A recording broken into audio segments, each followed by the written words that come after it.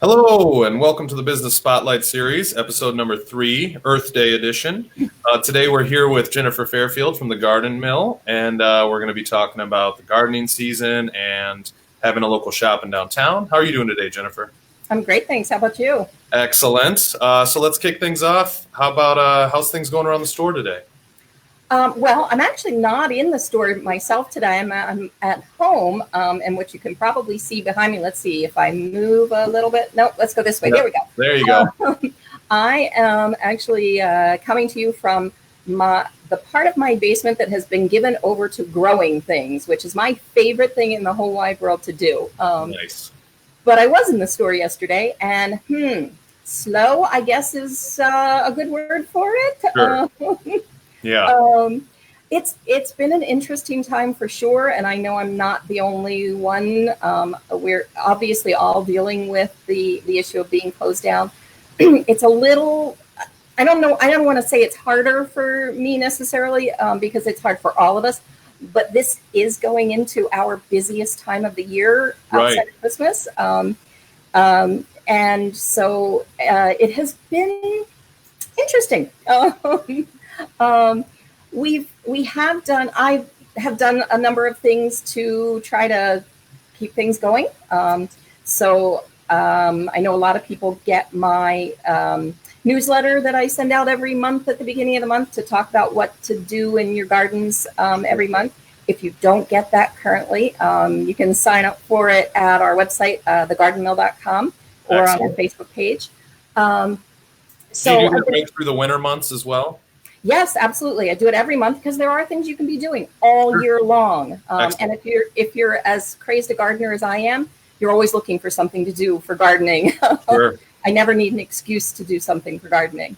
So, I work on that sort of stuff. But the biggest thing that I've been working on with a couple of people is our website, which 2 years ago, I started working on an online selling part of our site, and kind of life got in the way. And when this happened, Leslie at Solutions and I said, okay, well, guess what? We're going to do this now. So there is an online selling part of my website now. That's awesome. Fortunately, we had gotten a lot done 2 years ago before life got in the way. And so it wasn't too hard to bring it up and get going again, which has been nice because we've sold some things that we wouldn't necessarily have otherwise sold. We've got customers who have been buying things, and we've got them on hold for them. They're going to come get them when we can open. Sure. I actually was in the store over the weekend, and an order came in from somebody who lives just down Main Street. And I said, hey, I'll just drop it off on your porch on my way by. There you go. So, we're doing some of that stuff. I've shipped a few things here and there, trying to do as little, contact with anybody as we possibly can. So I've been making very few trips to the post office, trying to get, everything done at once. So things aren't necessarily going out as quickly as, say, Amazon might be sending them out, but we're getting stuff out. So it's nice. Awesome. Is it mostly plants, or is it biological stuff? No plants on the website. Mostly what we're doing right now is seeds. Everybody's buying seeds. Got you. I think that, I believe that gardening is one of the best things you can do for your soul. And this is a very soul challenging time for a lot of people. So I think people are looking for things that they can do that can give them that sense of being and well-being. And gardening can certainly do that. I couldn't agree more. Every day I get up and come out and put in, talk to my orchid and do stuff with the house plants, anything green in the house. I know it's silly, but I've always felt that if I get down there and call them a little buddy and give them some love, it helps them grow better, You're a man after my own heart, Terrace. It really is true, though. I mean, you sit down, you look at those things. I don't know, for me personally, just it's putting in the work. There's a lot of reward. You know what I mean? Whenever you do something and then you see the fruits of your labor, and obviously gardening is literally that to some extent. So yeah, it truly is. I'm just so excited to get we just moved into the new house this year, and we're just figuring out where we want this plant and building shelves and stuff. So I agree though, like that stuff, it really is uplifting, especially if you're going to be stuck indoors all the time, the bad weather and not being able to go anywhere. And I know a lot of people are worried about whether that they're going to lose time in their gardens and because stores aren't open. And I will have to say, chill out because it's Michigan. It's stinking cold out still. Yeah. There's not a lot you can do outdoors. There are some things you can do inside, but not a lot outdoors at the moment. Yeah. But we can touch on more of that later. Yeah. Okay. So other than the website, we're just Maureen's been going in every now and then to water the plants that we've got in there. It's been a great time for us to get some cleaning done. To do a little bit of rearranging of things, that sort of thing. So we're just trying to make the best of our time. I'm just started thinking through what things are going to look like when we are able to open up. What we're going to do to make sure that people are kept safe and that kind of thing. So we're just starting to work on that and figure all of that out. But I think Chelsea's going to come out of this really well. You are aware there are all kinds of things out there that people have been talking about that are available to small businesses to take advantage of. And I will have to give a big shout out to the Michigan Economic Development Corporation and Ann Arbor Spark and the Michigan SBA. They're doing a whole lot to try to help Michigan businesses. It's hard because there are a lot of us who have a need right now. And so for them to try to meet all the needs that are out there, it's just not possible. But a bunch of us in Chelsea, a bunch of us business owners have been kind of keeping in touch with each other, cheering each other on, giving each other ideas, that kind of thing. And each time one of us gets something, we all cheer for each other. Sure. A couple of us have just recently, just in the last couple of days, gotten some small grants from Ann Arbor Spark and the Song Foundation. So thank you very much. I was one of them. Here. It's we're not talking a huge amount of money, but any little bit will do. Yeah. And we've seen that many of the other businesses, I'm sorry, not many, a few of the other businesses in Chelsea are starting to see some money come in. They're starting to see a little bit come in from the federal dollars that were out there, and the rest of us are hoping we'll get some out of the next round. So there are all kinds of things that we're trying to do, and all kinds of things that we're working with each other to kind of lift ourselves up. Yeah, I've caught quite a bit of that as you guys talk about it on the Facebook groups and stuff, and it really is great to see that camaraderie between everybody just trying to work together. There's a lot of confusion on how to get these things done, and that other person to say, I did it this way and it worked, or I talked to this person. Did you use a specific bank for these? Did you filter through somebody? So the only thing that really has been through any of our banks has been the federal loans that through the Paycheck Protection Program loans. Yeah. I'm not going to.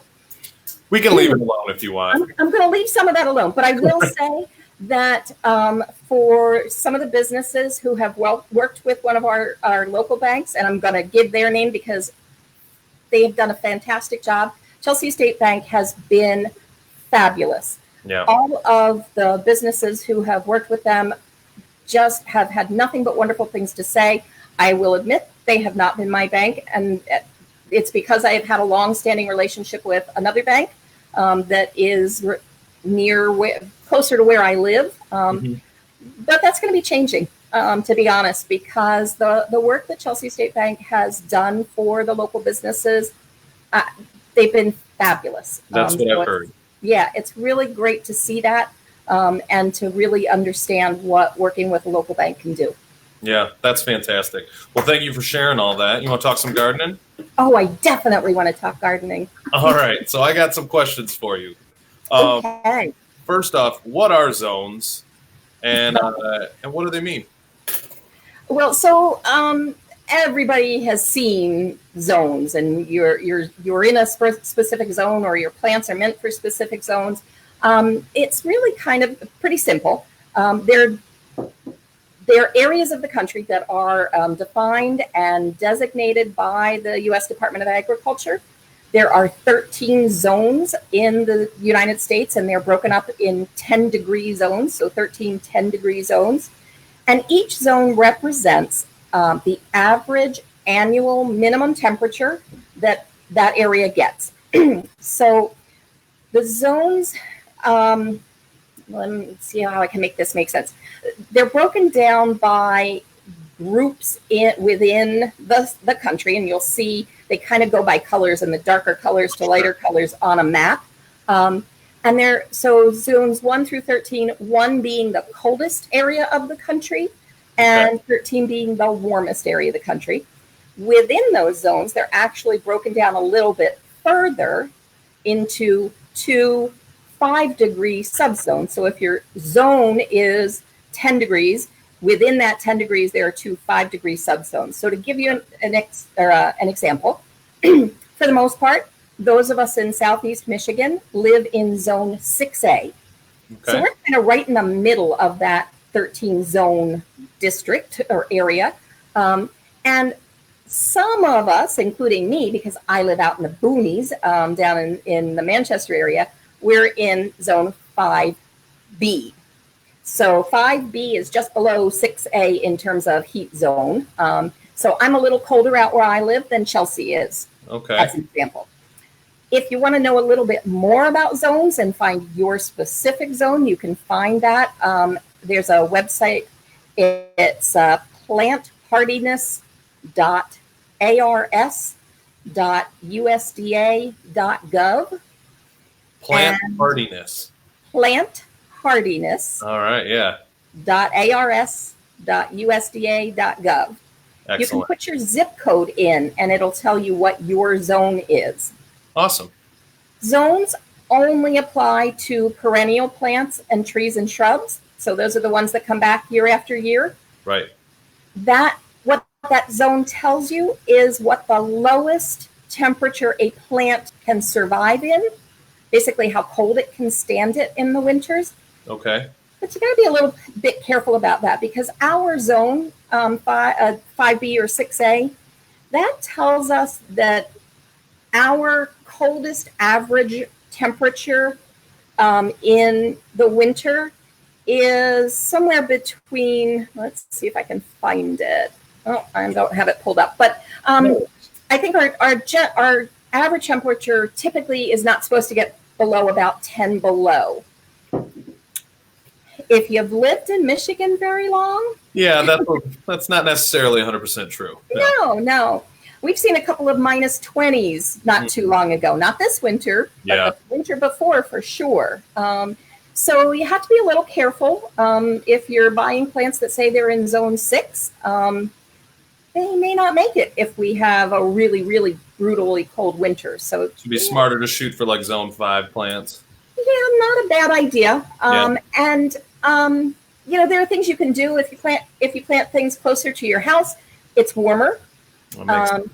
If you seriously mulch things in the fall, that'll help to keep the temperature around the plant kind of steady, instead of it being, instead of those shocks of cold and warming up that we sometimes get. So you can do different things. What about like potted plants and stuff that you put around the house? So you have to be careful with potted plants, actually, for a couple of things. One, you still want to make sure that they are, if they're meant to be perennial, that they are within the zones. Mm-hmm. But pots don't have the insulation that you get from the ground itself.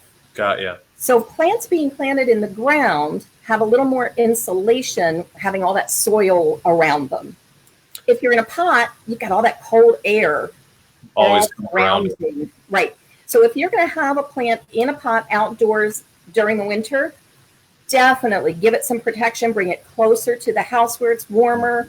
I usually recommend a lower zone number too. Yep.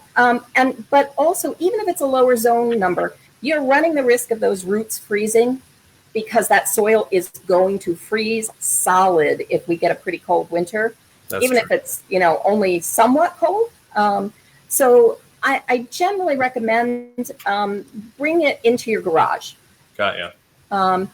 Put it near a window if you've got one in the garage, so that you've got the benefit of the light, because plants do still need some light in the winter. But you bring it into the garage, it'll stay a little warmer.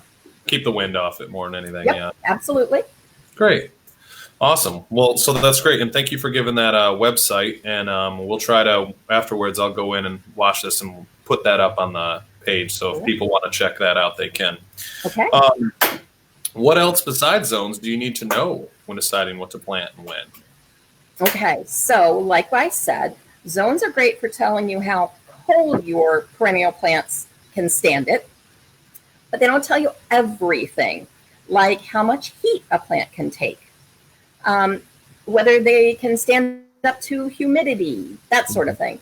So the American Horticultural Society has come up with a heat zone map that breaks the country into zones based on how many days per year, on average, an area gets above 86 degrees.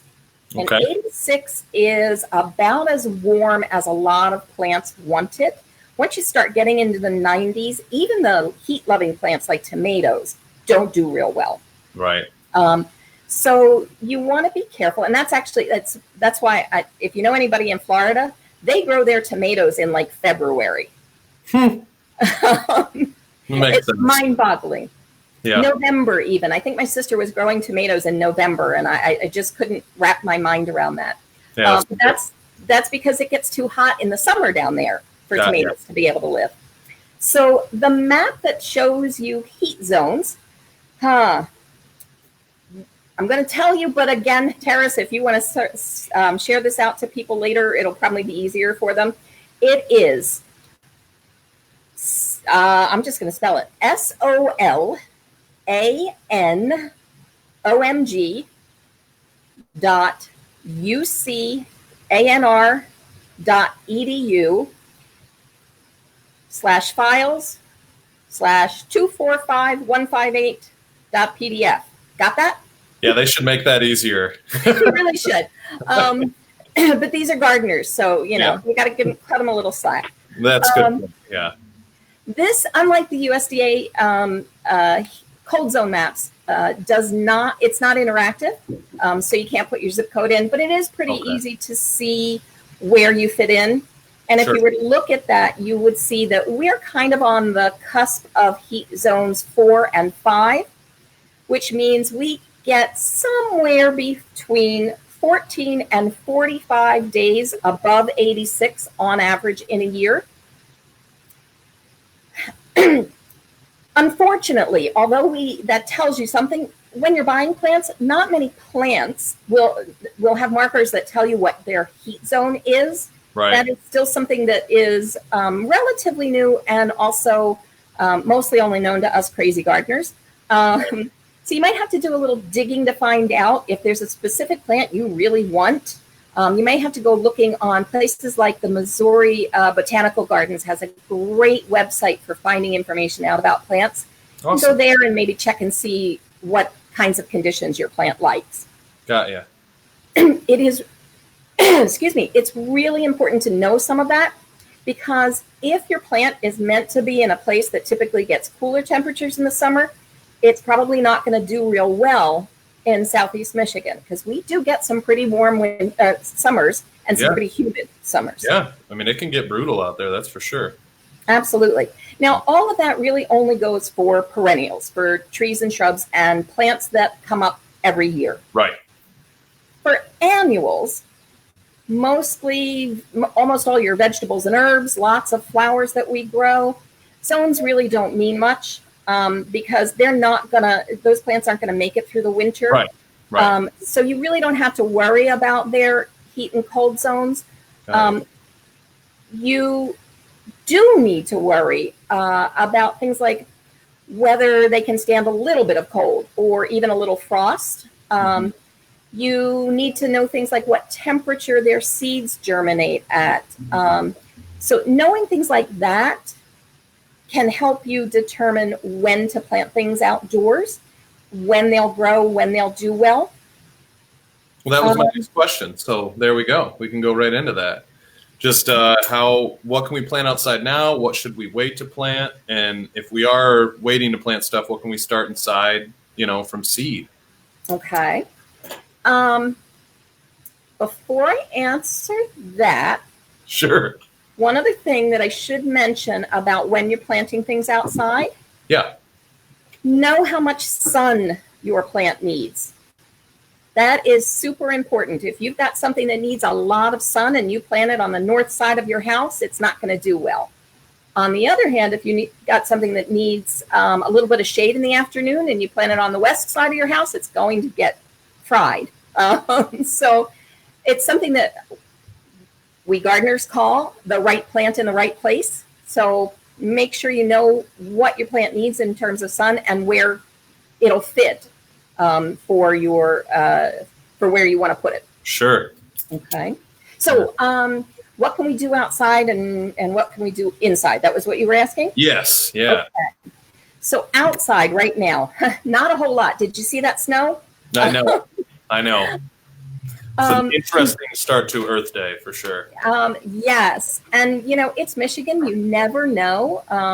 Some days, April 22nd, some years is going to be, warm and sunny. And some years it's going to be like today. And it's not even so much the days that we have to worry about right now, although that's part of it, but it's also the nights. I mean, last night it was cold. I got up to one heck of a frost in my yard. I think we got down to like 27 or 26 degrees or something like that. And it's also been super windy. I know. And that wind can wreak havoc on your plants. Mm-hmm. So let's see. What can we plant outdoors right now? So outdoors right now, seeds, peas, spinach, lettuce. Those are all great things that you could put outdoors right now. The ground is probably ready for them, and they can stand a little bit of frost. I actually have some spinach starting to come up in my garden that was there last year, and it's starting to come up already. I also have some arugula coming up nice from last year, so yay. Jump start on my garden. If you're into flowers, you could plant bachelor's buttons, calendula, sweet peas. Those could all be planted now. Their seeds germinate in cooler soil than a lot of other things, so they're things that would do okay. Is there stuff we should be planting inside, starting as seeds? Yes. But before we talk about that, the other thing I should mention. No, you're fine. And there's just so much to talk about with gardening.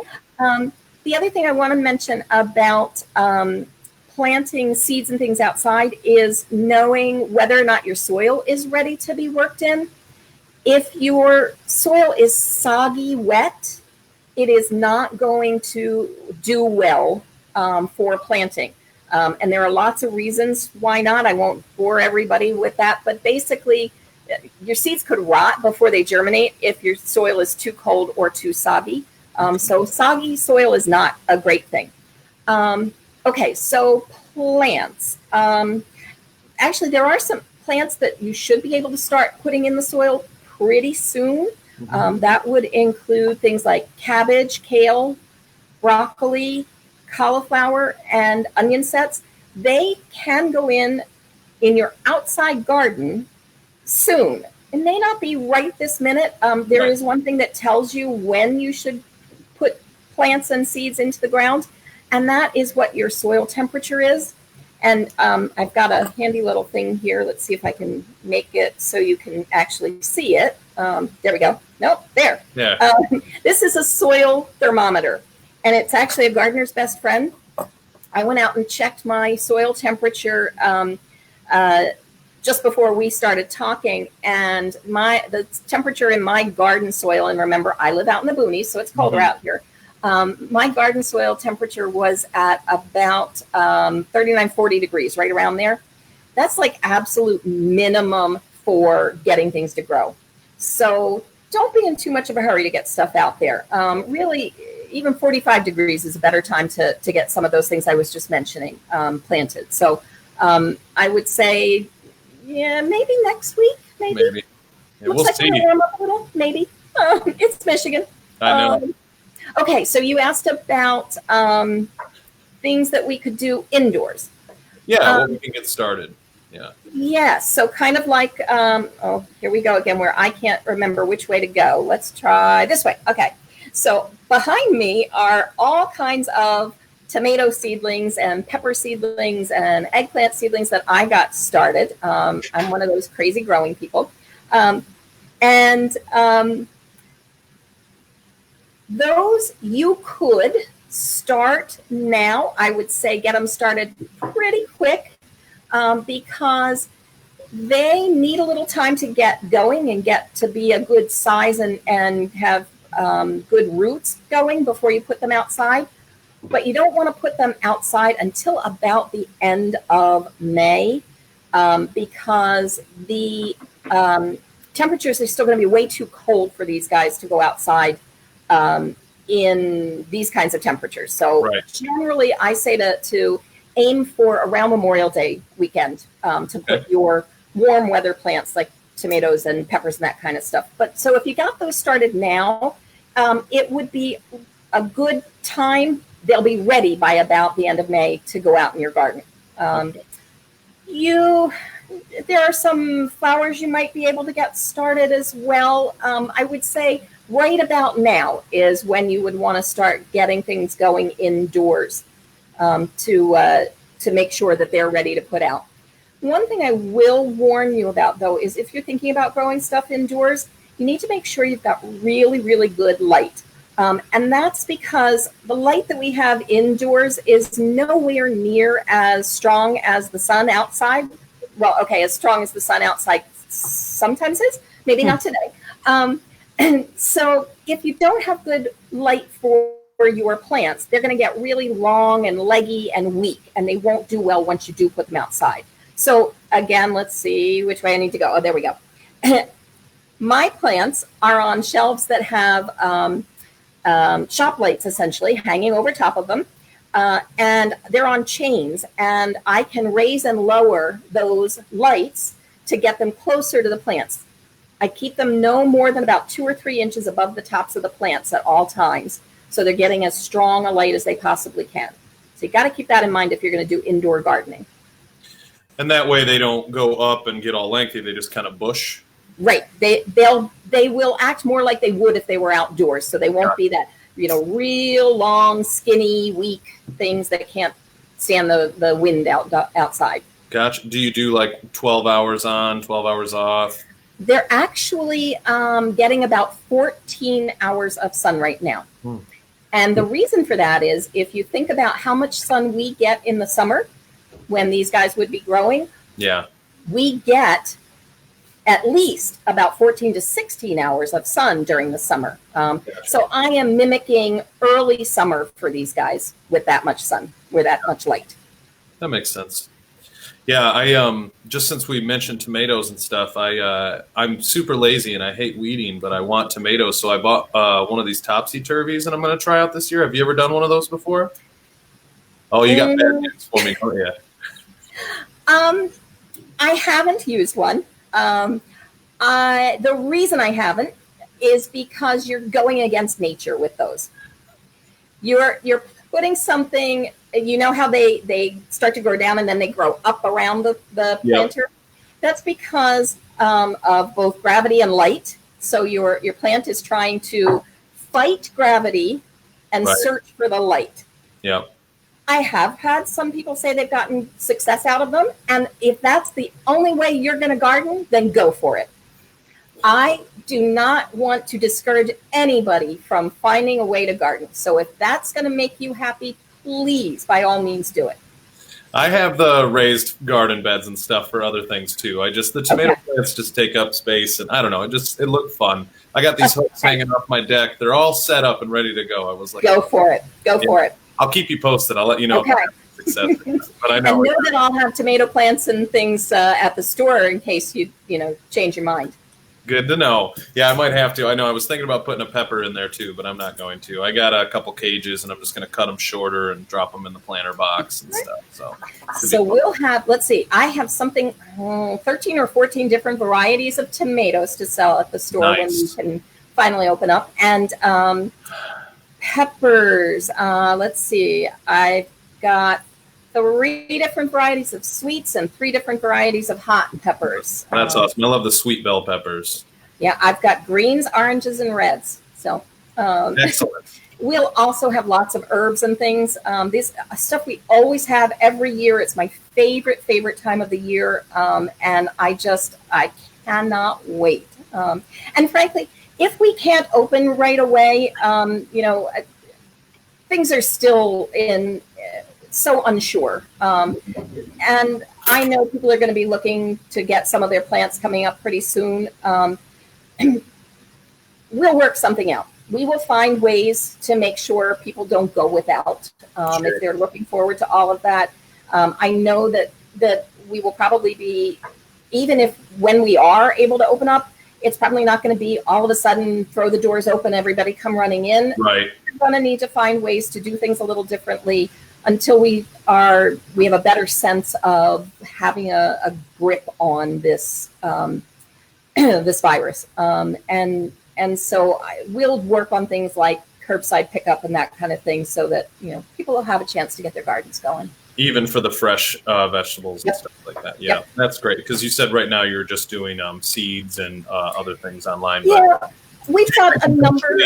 That'll be part of your online catalog? Yes, yeah, I will definitely put that online. Although I have to say, because people know that I grow these things all the time, I've already got a number of those are spoken for. But we'll put them online and let you know how many are still available once we get a little closer to that time frame. And if you want to get your name on some before they go online, email me. That's probably smart too. Make sure you get what you want. Is your contact email on your website? Well, how about I just give it out? It's Jennifer@thegardenmill.com. Pretty easy. Excellent. Yeah. Is that Jennifer with 2 N's? It is. It's the only way you should spell it. No. I know. You know what? I think that's why we were having trouble with emails today. There was something going on with that. That might be. Yeah. That's great, though. My last question was, what can you be doing in your gardens now? But I think we kind of touched on that with some of the herbs and or you mentioned the chives, the broccoli, as far as putting seeds in and stuff like that. Some of that stuff can handle now. Yeah. Until really next week, you were saying, or maybe the week after. Yeah, I would say the way the forecast is looking, next week might be the earliest I would try to put anything in. With the possible exception of peas and spinach. Those can take a lot cooler. If you want to do that anytime this week, feel free. Right. I've actually already got peas in my garden. They're not coming up yet because it's still been a little too cold for them to germinate. You could definitely get some of those things in. As nurseries start to open up again, trees and shrubs can go in at this time of year. But you know what? There is one thing you can definitely be doing right now in your garden. Weeding. That's the worst part. That's why I got the raised beds. I don't want to have to weed. Well, you still have to weed even in raised beds, just not as much. You do keep it under control better. But seriously, now is a fabulous time. If you've got time and you really want to get outdoors and do something, get a handle on those weeds before they get out of control and before you get busy with everything else. You can really get a lot of that done and get them better controlled than if you were to wait and they got too big. Once they get their roots really going, it's a lot harder to get them out. People have asked me recently about cutting back things that they left standing. I like to leave my perennials and grasses standing all winter. I would still wait if you've left them standing, wait for a while before you cut them back. if you wait until we are consistently getting temperatures in the daytime above 50 degrees, that is the best time to start cutting things back. And the reason for that is beneficial insects, larvae of butterflies, so your bees, that kind of thing. Lots of them live in the stems of your plants over the winter, or they hide in the shrubbery, the denseness of your plants. I happen to know I've got a couple of praying mantis cocoons in my catmint that I left standing. So I didn't know that. That's crazy. Yeah. I can't wait. I am waiting for them to hatch before I cut back my catmint, because I don't want to risk them not being able to hatch. They will, those guys, and a lot of them will start to hatch as it starts to warm up. So consistent 50-degree days, after we've had maybe a week or so of those at least, then maybe start cutting things back. Gotcha. Yeah, that's excellent. That's weird. I didn't know that they lived in there like that. That's crazy. Yeah. And if you leave them places to live over the winter and you don't cut the stuff back too soon in the spring, they're going to stick around. So you'll have those bees and butterflies and praying mantises and other beneficial insects to help you out in your gardens in the summer. There you go. Pollinating. It's good stuff. Absolutely. Oh, well, that takes care of my questions. Did you have anything else you wanted to add? Gosh, I would just say, yes, actually I do. When we are able to open up, when all of our stores are able to open back up again, please come out and support us as you can, as you are able to, because this is really a tough time for our small businesses. And I am really hoping that every single one of us is going to make it through this, because it's kind of like that no man is an island unto himself. No, none of the businesses in Chelsea is an island unto itself. We do so well because we all do so well. Mm-hmm. Chelsea is a great place to come and shop and eat and hang out and do things, but only because we're all there. Right. So if people are able to, obviously, this is a tough time, not just for the small businesses, but for everybody. Yeah. If people are able to come out and support, please do. And if you can now, many of us have websites you can buy from, or gift certificates or gift cards you can buy, those sorts of things. Please do. If it's one of our great local restaurants, get takeout. I had some fabulous takeout. Actually, I've done takeout from a number of our local restaurants, from Zuzu's, from 52 Barbecue, from Cleary's. I'm trying to spread the love a little bit. Mm-hmm. It's not that hard. So anything everybody can do. You've been doing it too? Oh, yeah. We had Brahma House last night, and I had Cleary's yesterday, and I had Zuzu's the other day. We had a bunch of barbecue the other night from Smokehouse, and perfect. We're trying to eat home as much as possible, but I can't make garlic sauce as good as Brahma House, so it's a problem. Exactly, and I sure as heck can't. Cleary's burgers. I have to have one of those at least, maybe once a month at least. Yeah, at least, if not more. And I don't make barbecue anywhere near as well as Phil does. Oh, no, it's great. And the places that are closed, I can't wait for them to get back open. I saw Arctic Breakaways opening back up on Monday, so that's great. And to that I miss the smell of Common Grill's rolls. Oh, I know. Well, yeah, I imagine you were very used to it. Exactly. Yeah, right there. That's a bar. Well, at least you can still smell the barbecue across the street. That's something. Yes.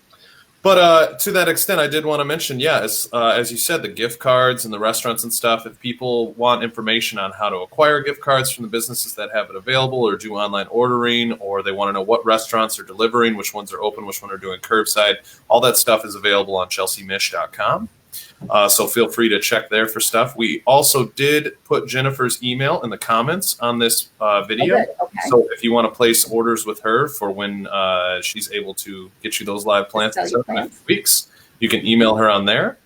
And I wanted to thank Shasta Grifka and Grifka Marketing for being our sponsor for the Business Spotlight series, per usual, and moderating for us. It's a great help.